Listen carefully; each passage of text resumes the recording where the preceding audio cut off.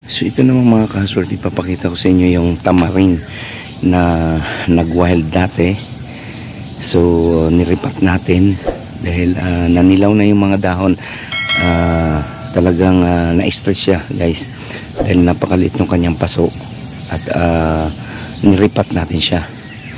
At dahil na rin medyo may edad na rin tong bonsai na to, kaya napansin ko sa kanya na after 1 week nung naripat natin, nagkaroon siya ng bulaklak. So kaya hindi natin sa winire dahil para hindi siya ma-stress, no? Hindi siya magtampo, no? Baka sakali makabuo siya ng bunga, kaya hindi natin muna siya ginalaw. Pinabayaan ko muna siyang wild. So ito mga kaswerte, papakita ko sa inyo. Niripat natin siya, no? Yung tamarin, yan. At ito yung mga bulaklak.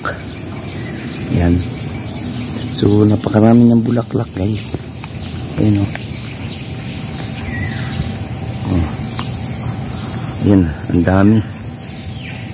Ang dami mong bulaklak. Ayan. Ayan o.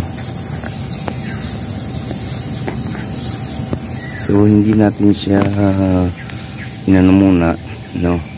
At sinubukan ko, in-experiment ko itong tamarin na to guys, na o sampalok, na huwag basain dito sa taas, spray ng tubig. So dito lang natin siya dinidiligan sa puno, no? At in-experiment ko itong puno guys ng sampalok, para sa ganun malaman natin kung totoo ba na ang discarding ginawa natin ay makakabuo siya ng bunga. Kasi napakaganda guys ng sampalok or tamarin na magkaroon siya ng bunga, no, bilang isang bonsai. Yan. Mas attractive siyang tingnan kapag meron siyang mga bunga.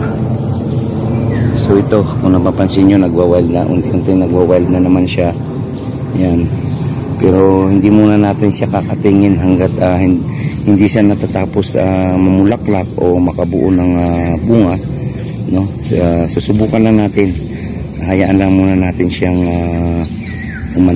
sumigla, no? Para ma-enjoy niya yung kanyang mga bulaklak. Yan. So yan guys. So ito guys is maintain na lang ako dito. Ayan. Minintin na lang natin to, hindi ko to gawa, no? At ito na lang yung maintenance natin dito. Ayan. Napakaganda ng kanyang trunks, yan yung bali, no? So ito kasi guys is inabangan na to, kaya ganyan yan, ganyan yung kanyang mga bali ng katawan. Alright. So ayan. Ayan, kapag nakabuo siya ng bunga guys, i-update ko rin kayo.